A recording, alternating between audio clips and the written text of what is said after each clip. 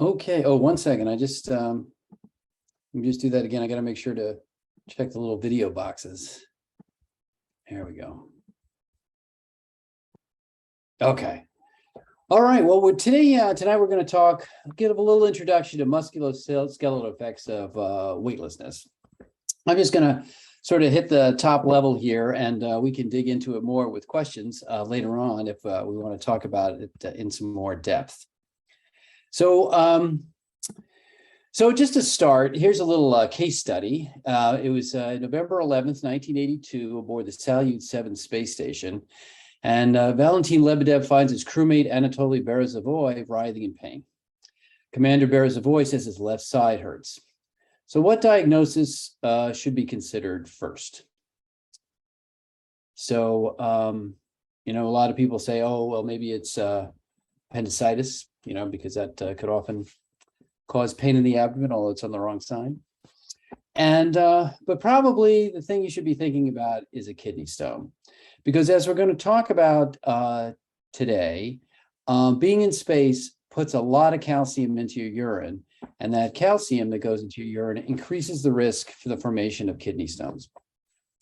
And so that's thing. Now, I did want to say, however, that this calcium that is coming into his urine is from the bones. So when the bones are unloaded, calcium comes out of the bones, it goes into the bloodstream and ends up in the urine. And so that's what's increasing the calcium in the urine, and that's what's increasing the risk of kidney stones. So we know that this is coming from the bones, but here's a little story that back in Luxor in 1923, Howard Carter and his sponsor Lord Carnarvon opened the tomb of King Tut in the Valley of the Kings. His bones are there, along with incredible ornamentation, if you've ever seen that. But if King Tut's bones are still around after 3,000 years, why are we worried about losing bone after a few months in space? And so how, it seems like these bones last a good long time. What's going on with the space flight? And I think a lot of you already know what the issue is that bone is a living tissue that's constantly being remodeled. So this is a sort of a diagram from the Guyton and Hall physiology textbook. And it tells us what we know, that bone is a living tissue. There are three main types, and the ones osteoblasts tend to be the ones that are considered to be most involved with bone formation. Osteoclasts are supposed to be the ones that are involved with breaking down bone, and then osteocytes seem to have a regulatory function. But they work to maintain the bone's structure and strength. So, for example, if you didn't have this, the repeated microfractures that occur as you use your bones would gradually, over time, reduce the strength of the bones. So if we go back to King Tut, if we try to crack those bones, would they crack very easily? Of course they would, right? They would just be very powdery. They wouldn't have much strength to them, because maintaining that strength is something that is going on constantly within the bone. And so there has to be a balance, of course, between the formation and the breakdown in order to keep bone mass at a reasonable level. And then the other thing I did want to point out, we saw this on the previous slide, but it's even more noticeable here. There are little canals through the bone. So it's not just the cells that are in there, lining the matrix that's in the bone. There's also the blood supply that comes through. And then there's also these canals. And so the thing is that in the first lecture, we talked about hydrostatic gradients. Well, there are hydrostatic gradients within bone as well. So when we're thinking about bone in space, we have the added wrinkle is that in space, not only are the bones unloaded and you don't have the same amount of force that goes on them as happens when you're here on Earth, but you also have the issue that there's the loss of these fluid pressures that previously did exist in the bones when they were on Earth. So that's something we'll take a look at when we go and look at some of the results from spaceflight. So here are some results that from space flight that kind of show this issue of calcium coming out of the bones and into the urine. So on the x-axis here is days in flight. And then on the y-axis is the amount of calcium in the urine, or UCA, in milligrams over a 24-hour period, so milligrams per day. And the black line is a clinically accepted level for hypercalciuria, the level that is considered to be, the normal range for the amount of calcium you would put into your urine in the 24-hour period. And what you see is that there are some dramatically high urinary calcium values, even more pronounced in the Skylab program. Although I should say that there was an individual or two in the Skylab program who had high urinary calcium to begin with, and it just got even higher when the person went into space. But there are a lot of people with very high calcium levels. And so it's not a subtle thing that there's a substantial amount of calcium that comes out of the bones and ends up in the urine. And it also seems to be more than you would get if you just put somebody at head down bed rest, or it's somebody at bed rest and also unloaded their skeleton. It seems to be more than that. And we'll maybe talk about that a little bit later on. So the bottom line, a lot of calcium ends up in the urine, and it's coming from the bones. So, so this is just a little overview of calcium metabolism. And the reason why calcium metabolism is important, because although bone is a structure, it's also a reservoir of calcium. So calcium is a really critical cation for a lot of processes. It's really critical for a lot of nerve traffic and muscle, muscle contraction. So having a normal calcium level is something that the body really wants to maintain.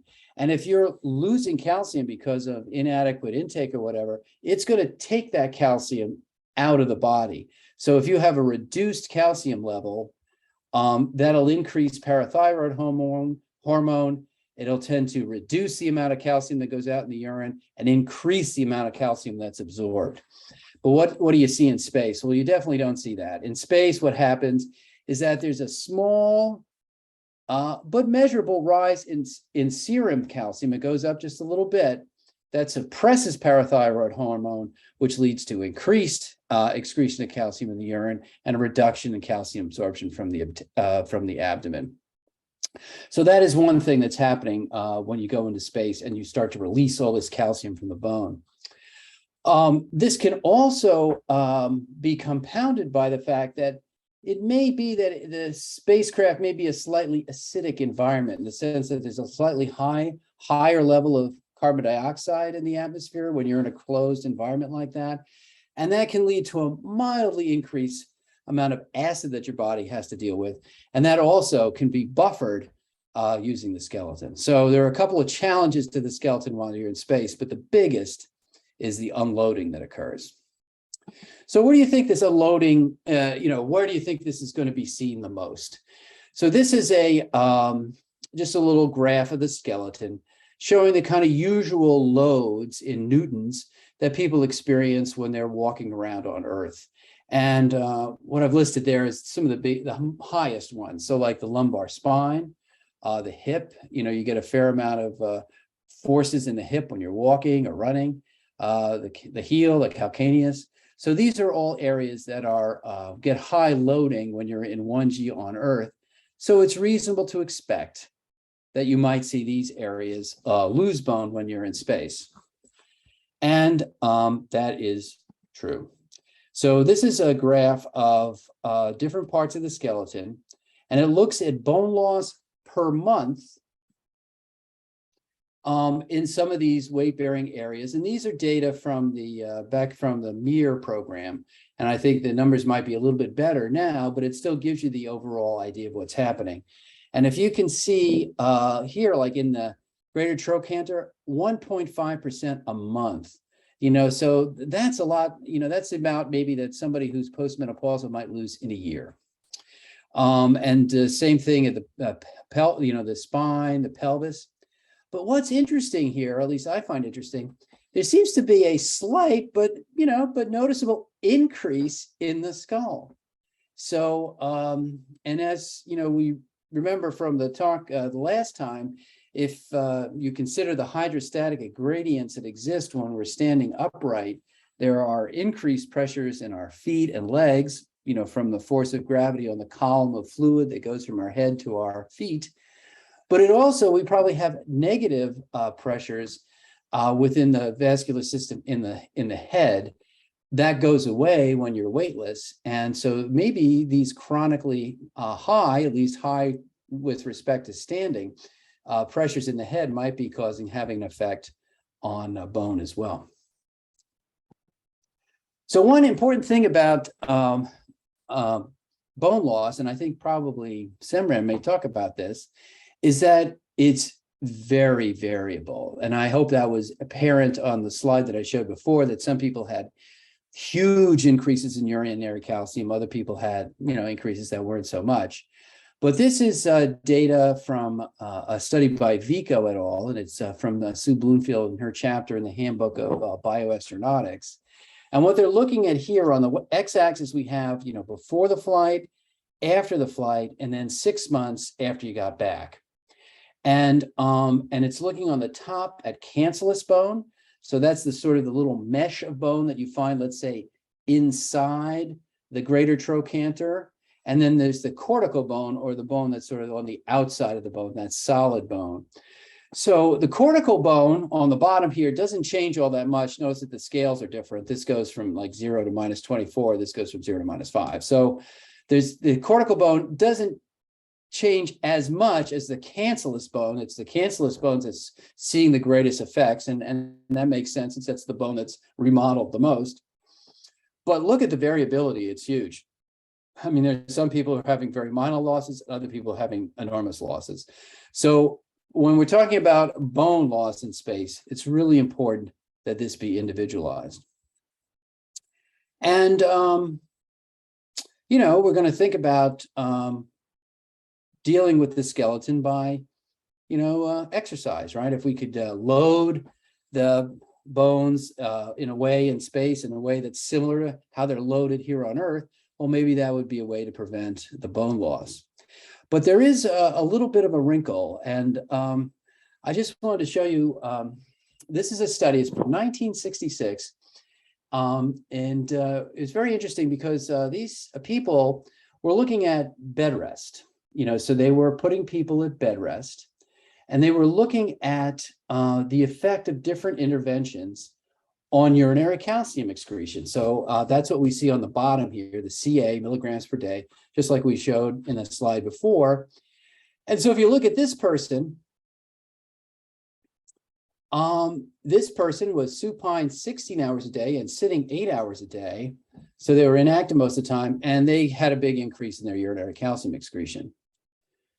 This person, however, was supine 24 hours a day and was standing just 3 hours a day. And that standing, just those a few hours of standing, was enough to really reduce urinary calcium excretion. And that's even more dramatically seen here, where this person was inactive and the urinary calcium went up. They did supine exercise, and that didn't really change the urinary calcium that much. But just doing a few hours a day of standing was enough to start to reduce that urinary calcium value.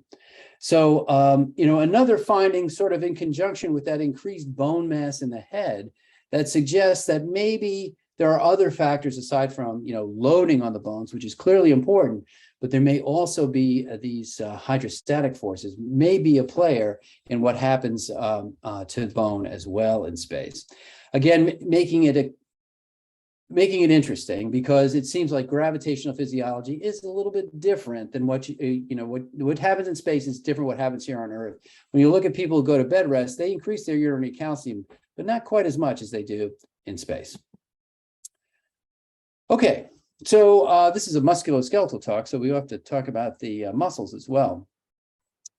And so on June 19th, 1970, Soyuz 9 landed after a record-breaking 18-day flight. So this is a capsule flight for 18 days. So it's not like they have a lot of opportunity to get around and run on a treadmill or something like that.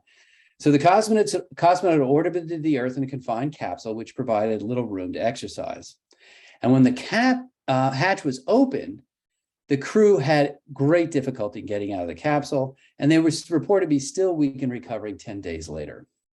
So, well, what had happened here? Well, what had happened is they had, in addition to other things, they had a significant muscle loss. They had muscle atrophy while they were in space. And I showed this picture earlier, but it's just a little diagram showing the muscles that are most involved in working against gravity. And they're in red. So the hamstrings, the soleus, the spinal muscles, these are all muscles that are active to keep us upright. And actually, our center of gravity is a little bit forward when we're standing. So there's always a little bit of postural muscle activity going on throughout the day when we're upright. And of course, that's all going to go away when you're weightless. And not only that, when you're weightless, you're going to take this sort of posture on the left here, which means that there's going to be some shortening of these muscles. And shortening is another factor that will help muscles to atrophy. So lengthening, exercising them, putting stress upon them will help them to increase in size, but shortening, removing the stress will cause them to shrink. And just how much is this, do you experience when you're in weightlessness? Well, it can be pretty substantial. So these are from data from LeBlanc, looking at different muscles in the back, the iliopsoas, the quadriceps, hamstring, and soleus after long duration flight. And there's some pretty significant losses. And along with that comes a loss of muscle strength. So that if you don't exercise or don't have any countermeasure program, you're going to lose a fair amount of muscle mass and also a fair amount of muscle strength. And certainly a big part of that is the unloading.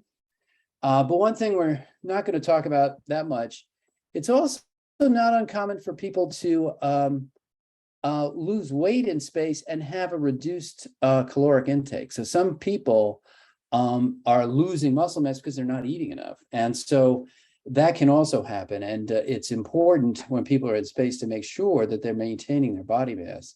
They're going to lose some body mass inevitably, but some, it's important that that's maintained and that they maintain adequate nutrition, because people have lost some significant amount of weight while they're in space. So just to review some of these factors that are important for muscle atrophy: immobilization, and for example, if you had a cast put on, chronic shortening will help the muscles to atrophy. Obviously, if they're denervation, like someone who has a spinal cord injury, inactivity, which is what we're looking at here, and then undernutrition and stress, which I talked about, that it's not at all unusual for people to lose weight while they're in space. And I didn't go into the physiology of this, but as you probably know, there are different types of fibers in the muscles, and it's the type 1 slow twitch fibers that are the most sensitive to unloading and show the greatest reductions in size. And so most of these postural muscles are predominantly slow twitch muscles, and they're the ones that are most sensitive to the atrophy that occurs in space. So what are some potential countermeasures to all this? Well, one thing that's kind of fun is the penguin suit. I don't know if you're familiar with this. This is something that's been used in the Russian space program for years. And the idea here is to prevent the chronic shortening by using bungees and elastics.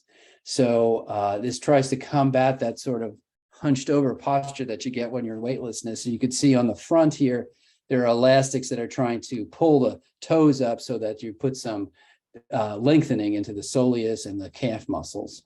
So that's something that's used quite a bit, at least in the Russian program, the penguin suit. And then I'd like to show a couple of videos that give you a sense of what the countermeasure program has been like on the International Space Station. So we'll see one that'll talk about sort of aerobic exercise, and we'll look at weight training. And then we'll also look at what might be, the biggest countermeasure of all. So here's a quick little video. It'll take us through what it's like to do some aerobic exercise in space.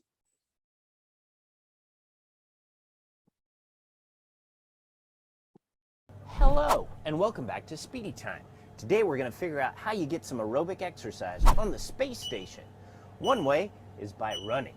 We have a special treadmill. First off, we got to find it. Where is it? It's on the wall. How cool. We first get a heart rate monitor. Next, we get our super duper harness. Next off, we connect in to the T2 itself. These are very important because they simulate load that we would have on Earth, and they pull us to the treadmill. Otherwise, we'd just float off. We make sure that it's calibrated, and we start. A light jog. A little higher pace. We even have a mode called passive. You push it yourself. And then the coolest part of the whole thing is at the end of your workout, it gives you the miles traveled, not just the miles ran. So, using the speed of the space station, 17,500 miles an hour, you can go like, I don't know, 9,000 miles. That's a pretty good run.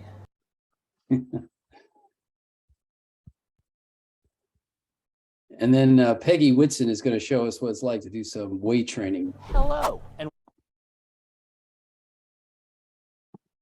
today we're going to talk about exercise in space. We have 3 different exercise devices here, and I'm going to talk about one of them. Of course, in zero gravity, we can't lift weights, so we have what's called a resistive exercise device. But it's got a really important feature. In order to protect the experiments that are going on board that might be sensitive to vibrations from us lifting this resistance, it's got a vibration isolation system that's actually very cool. As you move on the machine, it isolates any vibrations that we would have away from the structure and protects the science that's going on. And so we have to work out about 2 hours every day in order to maintain our bone and muscle mass. And this is my favorite, the ARED, the resistive exercise device. Squat. Sumo squat.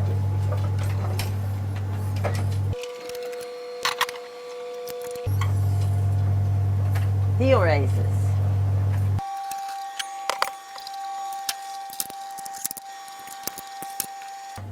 Deadlift. Good for posture muscle. RDL. Also good.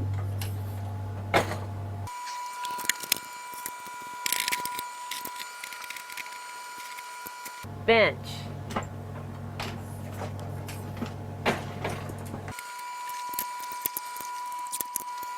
Military press.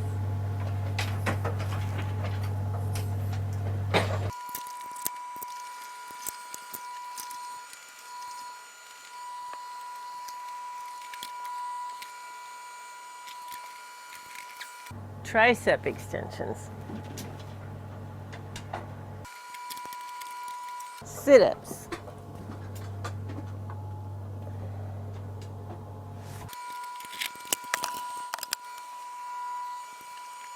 Curls.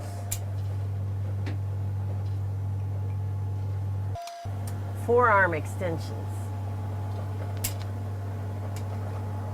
But you know what the best part about doing exercise in space is? The view.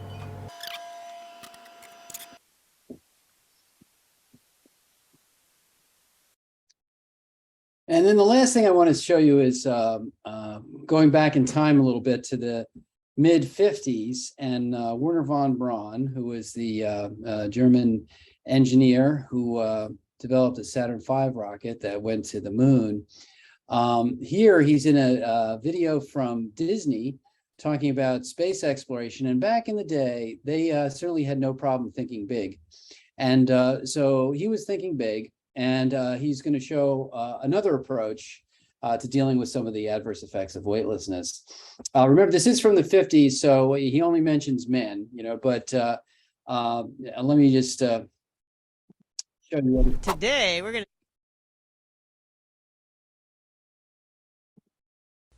The entire wheel will slowly rotate at 3 revolutions per minute.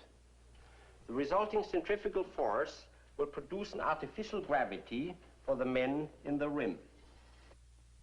Notice that the floors are placed so that the men stand with their heads towards the hub. So again, artificial gravity. So if we're having a problem with loss of hydrostatic gradients and insufficient loading of the skeleton, if just a few hours of standing can help to reduce urinary calcium excretion, well, why not just try to create artificial gravity? And so that's another potential countermeasure that is certainly always been proposed, but hasn't really quite been accomplished. So I think that's what I've got about musculoskeletal things, and happy to happy to take questions. All right. Thank you, Dr. Buckey, for the wonderful presentation. If you have any questions, please feel free to use the hand raise button and I'll call on you in order. Once we hit about 6:45, we'll start with the student presentation for time. All right, so it looks like Matt has the first question. Hello, my name is Matt Casavant, and I'm a current sophomore at John Jay High School in Cross River, New York. I'm enrolled in a science research program in which I'm trying to explore some aspects of space medicine. And throughout my research, I've been looking at real world equivalents to osteoporosis, bone loss in space. And I was just wondering any other real world equivalents that you might have known other than osteoporosis patients when looking at bone loss in space. Yeah, so what has been used a lot to stimulate the bone and muscle loss of spaceflight is bed rest. So strict bed rest where people have to stay in bed, don't go upright except just maybe to move their head around on a pillow.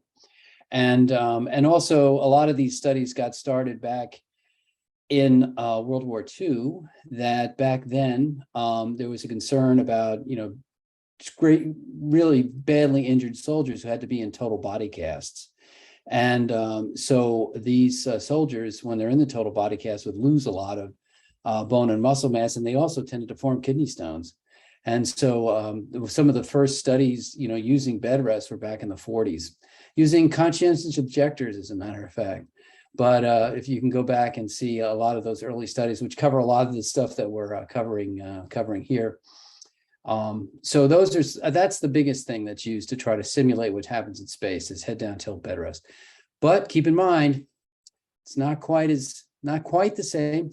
Looks like it's very similar, but it does seem as if the amount of calcium that you put in the urine in space is greater than you get in bed rest. Thank you so much. I see there's a question in the chat. Yeah, there is a question by Kakan. He's one of the Dartmouth students. He asks if osteoclast activity is increased during spaceflight. Yes. Yes, so osteoclast activity is increased, and it's probably the case that osteoblastic activity is decreased.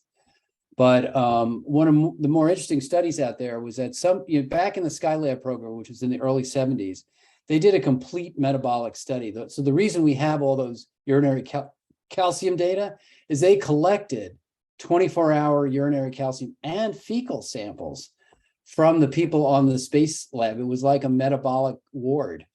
And they froze those samples. And then in the 90s, when these new abilities to measure bone breakdown markers came along, Scott Smith at NASA took the Skylab urines, reanalyzed them, and showed that there were all these bone breakdown markers in the urine, an indication of increased osteoclastic activity. All right, the next question is Tom Diaz. Hey, Dr. Buckey. My name is Tom. I'm a third-year pharmacy student at UNC, and I haven't had a chance to thoroughly look through the literature, but I'm curious if you're familiar with any studies of pharmacological measures that have been utilized in space, such as specifically the use of bisphosphonates. I'm kind of curious if these have been looked at before. Yeah, they have been looked at. So Adrian LeBlanc did a study in space using alendronate. And, and it did, as expected, it reduced urinary calcium excretion and, and reduced the bone turnover. So I don't think it's used routinely, however, but it has been studied. The other thing for kidney stone prevention is potassium citrate has been used. So one thing that can help with kidney stone formation, help to prevent kidney stone formation, is to increase the pH of the urine, and potassium citrate does that, and it helps to prevent stone formation. It actually may help somewhat with bone loss too, because it reduces that acid load that can also contribute to bone loss. Thank you. All right, next question goes to Jerry. Hi, I'm Jerry. I'm a M2 at Geisel, and I hope you didn't address this already. I don't think you did, but I'm wondering if these exercise measures that have been put in place, like obviously 2 hours a day is a lot to spend exercising, but if does the current exercise, regimen that we're looking at in these videos for 2 hours a day, does that neutralize that extra, hypercalcemia and calcium resorption that we're seeing, or is it only slightly correcting the issue? It varies by person. So there are some people who come back with very little loss, and then other people who just still have losses despite the countermeasure. And one reason why it may make sense to try to individualize these countermeasures. Also, I guess I didn't mention exercise is a good thing. We should be exercising. It makes you feel better. Aerobic fitness is good. So exercise is good. But when you're talking about a space flight, the more you exercise, the more, food and water and resources you use. And that's all stuff that you have to bring with you. So, for, missions to Mars, it would really be good to kind of cut down on this exercise. I mean, you still want people to be exercising and staying healthy, but there's a real, there's a cost in mass and propellant and all to be paid for, bringing along all the resources that are needed to do the exercise. So it's a good countermeasure, but it does have a cost associated with it.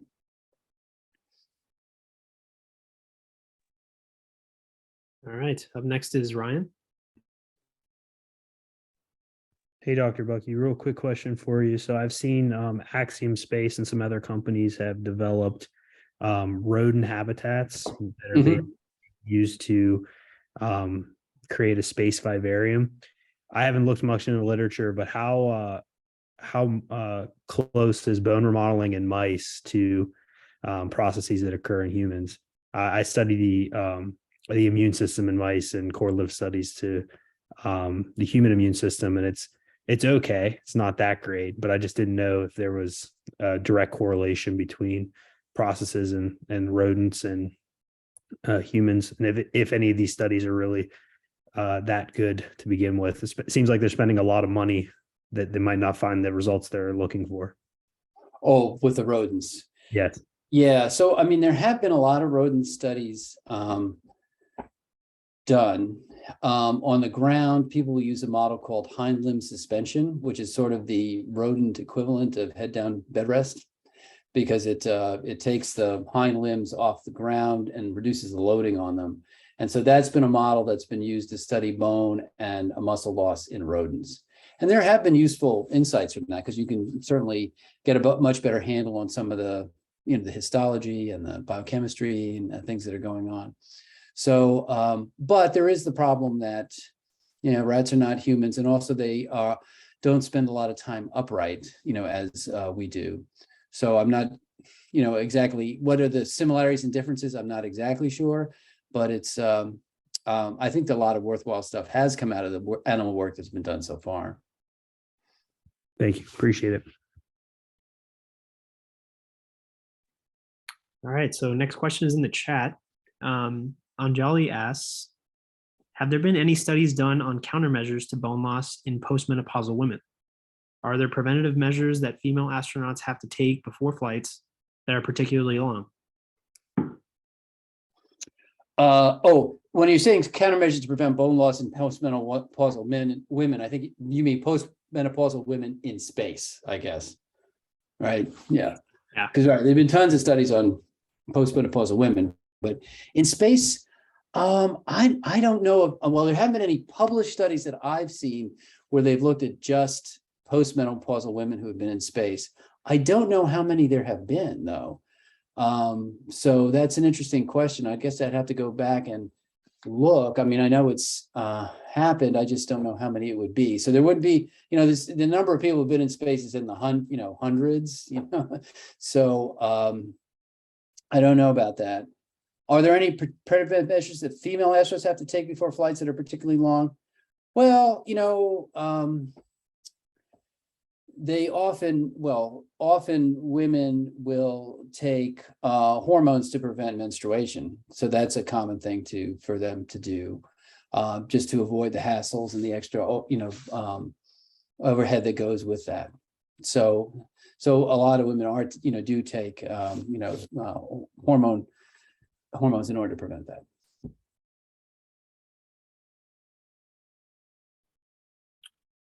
All right, it doesn't look like we have any more questions. So thank you everyone for the great questions. We're going to shift over to our student presentation. So today we have Semron Thamer. I'll let Semron explain his topic and introduce himself. So I'll pass it over to you. All right, thank you, Joe. For those who haven't met me, I'm Semron Thamer. I'm also a fourth-year medical student here at Dartmouth. I just recently applied into orthopedics, so this topic I think is particularly fascinating. My presentation this evening is going to be on measuring urinary calcium using first morning voids to track bone loss and kidney stone risk in space. By first morning voids, I mean the first void that you take in the morning out of a 24-hour period.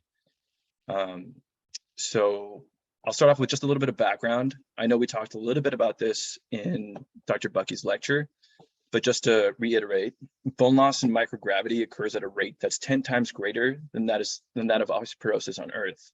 So clearly this is a big challenge that we need to solve before long duration spaceflight can be successful. Like Dr. Buckey mentioned, the weight-bearing portions of the skeleton are most susceptible to this phenomenon. So the reason why this occurs is because of a phenomenon called Wolff's Law. If any of you are going into orthopedics like I am, I've been pimped about this many times. Wolff's Law is definitely an important law to know about orthopedics.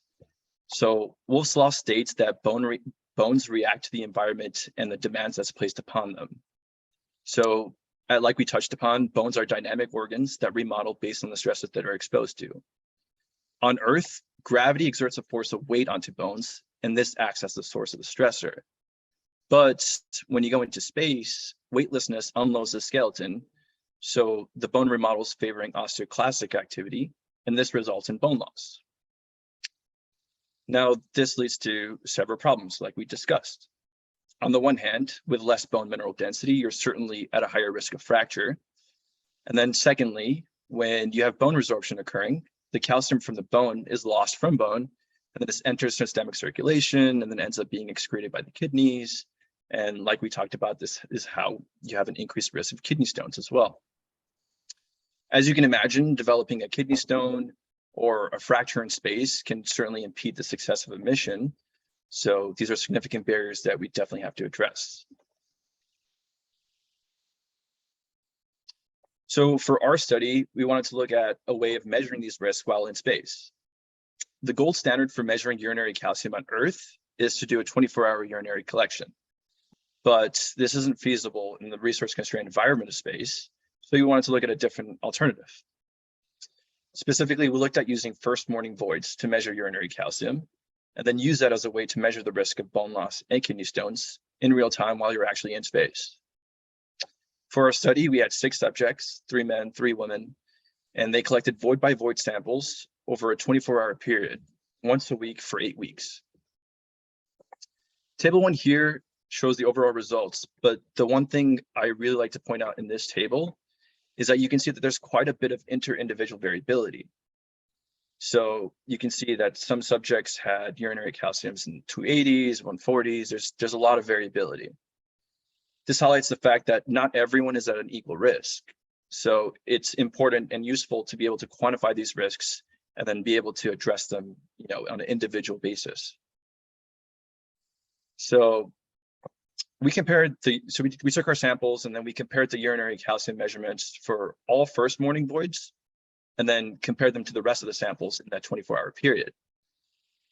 So when you compare all the voids, the mean urinary calcium concentration was significantly higher for the first morning void samples. You can see that the means is significantly higher for the first morning voids here on the slide. And then if you look at table 2, here we ranked all the first morning voids for each subject by week, where the number 1 represents the highest rank in terms of urinary calcium concentration. If you look on the right, the mean or average rank for the first morning voids is somewhere around second highest out of all the ones collected in that 24-hour period. But to put this in practical terms, what we found is that if you take any single first morning void, the probability that that sample captures the highest urinary calcium concentration in a 24-hour period is about 50%. But if you take 3 samples of first morning voids, that probability increases to about 90%.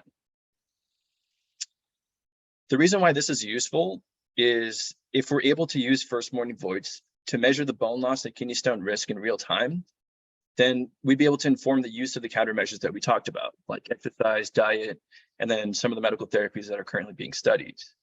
So the goal would be to measure this on a real-time basis and then provide these countermeasures for those that are specifically at highest risk for bone loss or kidney stones.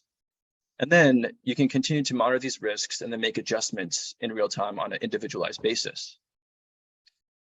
So just to summarize, bone loss, kidney stones are certainly unresolved risks to long duration spaceflight that need to be addressed before the success of future missions. As we learned, urinary calcium can certainly be used to track these risks. And it's important to be able to do so because, like I showed, there's quite a bit of inter-individual variability. So not everyone is at equal risk. So it'd certainly be helpful to be able to measure who's specifically at highest risks. And then we can, from our study specifically, we found that using first morning voids can be an effective way to doing so in a real-time basis while in flight in space.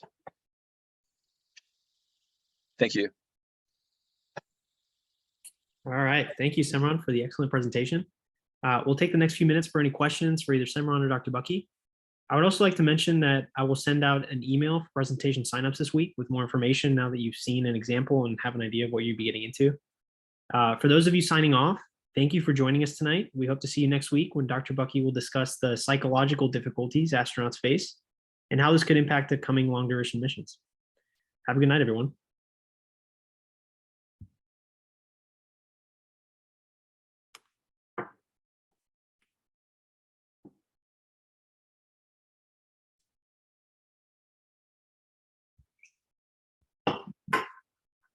Oh, we did get a question.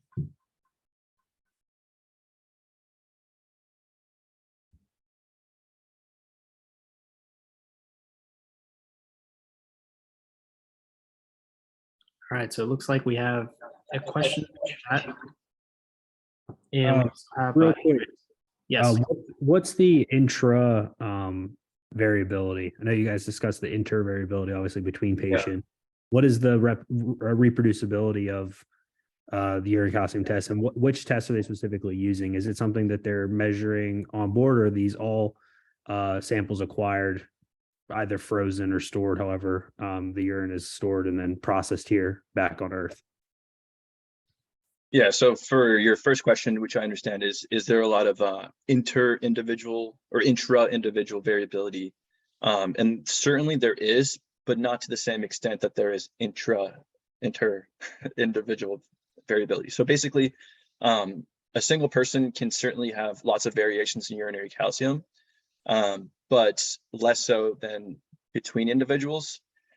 This is important because if you're in space and you're eating the same kind of calcium diet, which you usually are in space, you're doing the same amount of exercise and you're doing the same things, then you're less likely to have as much variability. But that's not the case for person to person. One person can be doing the exact same thing as another person, but they can have substantially different urinary calcium excretion.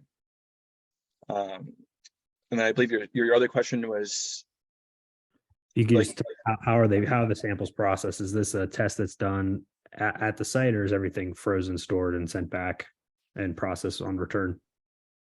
Yeah, so right now there's no actual way that we measure urinary calcium in space. Part of the reason is because, like I said, the gold standard for measuring urinary calcium is to do 24-hour voids, but you can't do that in space, mostly because of equipment, and then also because in order to do 24-hour voids, you'd have to waste a lot of the urine, and that urine normally is recycled into water when you're in space. So what we're doing the reason we did with our paper is to provide an alternative way of doing it in a more feasible way, which is just use one single void, one from the morning, and then you can spare the rest of the day's urine to recycle for water. And then from that, we'll be able to measure urinary calcium. And because it's a concentration, we can do it with like a portable device. Dr. Buckey's lab is currently working on a device that can be used to measure urinary calcium on just single voids. But for most of the experiments that have been published in the literature, a lot of those are frozen. Gotcha. Awesome. Thank you. I appreciate it. Yeah. Colton, I believe you have a question too. Yeah. Hi guys. I'm at Michigan. So I don't know anything, but question as far as diagnosis goes, for something like a stone, do they have ultrasound typically on like ISS that can help with diagnosis? And then if you were something like long-term space flight to get a diagnosis of a kidney stone, what measures do they take after the fact? Yeah, so a lot of times, most of the missions that have been done so far are short, so you're not at a substantially increased risk with short duration flights. But the whole purpose of this, topic and this literature is for future long duration space flights. For those, and even for the short duration, ultrasound is definitely always available. That would be used to diagnose things like this, but a lot of times it's a clinical diagnosis and you kind of just figure out this is a kidney stone.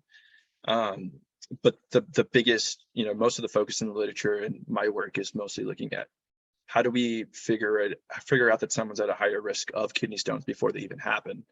But when they happen, it's a clinical diagnosis, but also we do have ultrasound to support it, although it's not very sensitive. So basically to answer your question, there are ways to diagnose, but not necessarily the best ways as of right now in space. If the stone were to not pass easily, is there any theorized way that we can manage that situation?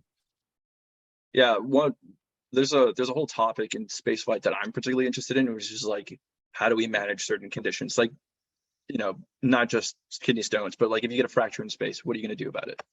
A lot of the literature right now is like, okay, how can we prevent these things? How can we prevent these things? But there's a whole nother field on, well, what do we do if these things happen? For kidney stones, there are certainly some things you can do. You can do like alpha-1 blockers, like tamsulosin to help pass things. But if the stones are big enough, most of the time, the only thing you can do is lithotripsy, which is like, ultrasound, high intensity, like ultrasound waves, which you may not have in space flight. So right now that kind of stuff is all being worked out.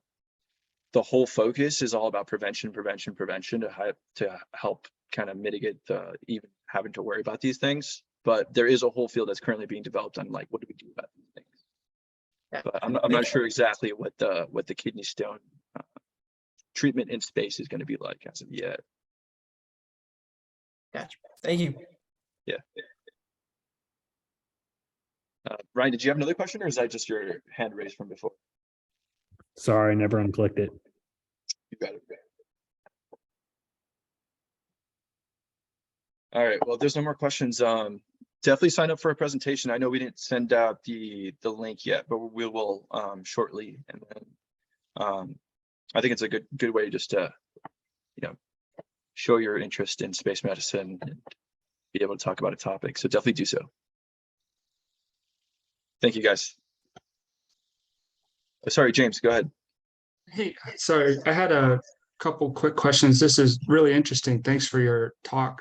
I was wondering if you knew if like urination patterns are the same in space as they are on Earth, and like could that potentially like change first morning voids as far as like the calcium measurements? Oh yeah, sorry, I did see your question in the chat. I'm sorry I didn't respond. Yeah, I think that's interesting. Is like basically my understanding of your question is like, does the bladder filling process work the same way it does on Earth as it does in space? And like, do you get the sense that you need to empty your bladder the same way? I haven't, when I reviewed the literature doing my previous work on like kidney stones and stuff like that, I haven't seen anything. Just my educated base, my educated answer is just like, I don't think so, because there's not a lot of work on, loss of urinary reflexes or overfilling or anything like that, or incontinence in space. I have seen some work about just like where do we void when we need to void in space, and where do we where do we put the urine, and then how do we recycle the urine? So my thinking is because there's a lot of work that's being done in that space, I don't think there's any issues with actually emptying the bladder. Okay, cool. Thank you. I really appreciated your presentation. Yeah, thanks for joining.